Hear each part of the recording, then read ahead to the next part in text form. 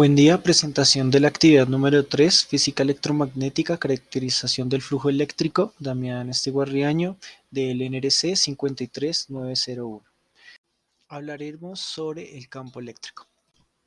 ¿Qué es el campo eléctrico? Es un campo de fuerza creado por atracción y repulsión de cargas eléctricas que causa un flujo eléctrico y se mide por voltios por metro.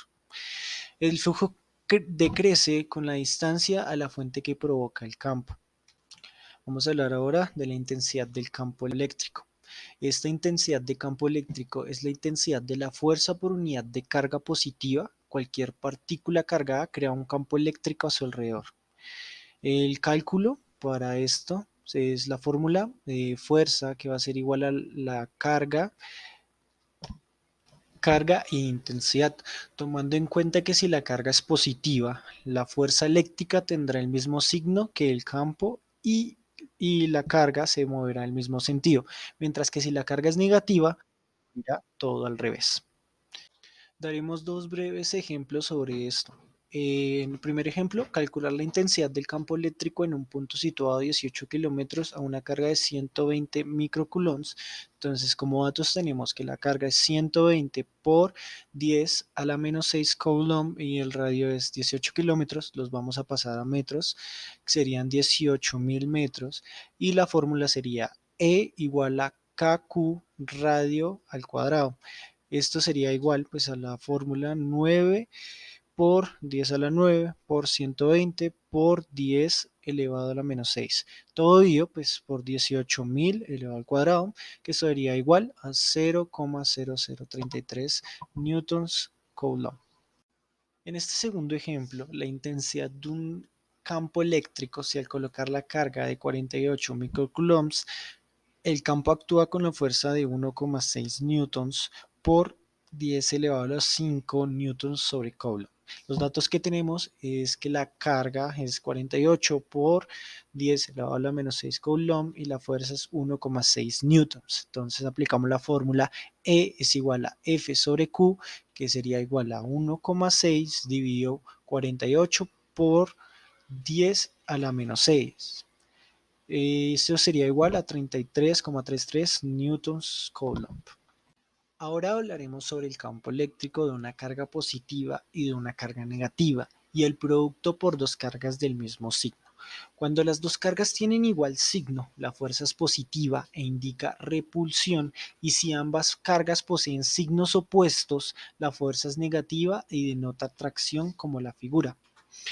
El flujo eléctrico es una magnitud escalar que representa el número de líneas de campo que atraviesan una determinada superficie. El campo eléctrico es un campo físico que se representa por medio de un modelo que describe interacción entre cuerpos y sistemas con propiedades de naturaleza eléctrica. Y esta intensidad del campo eléctrico es un punto de una magnitud vectorial que representa la fuerza eléctrica que actúa por unidad de carga testigo positiva situada en dicho punto.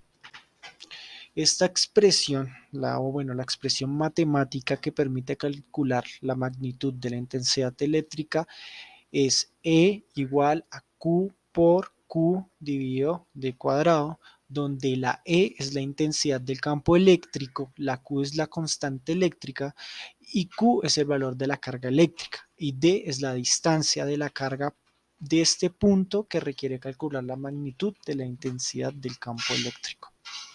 Vamos a ver este breve ejemplo que tenemos una carga eléctrica de 2 microcoulomb ubicada en una distancia de 0,5 metros de un punto donde se desea calcular la intensidad de este campo eléctrico.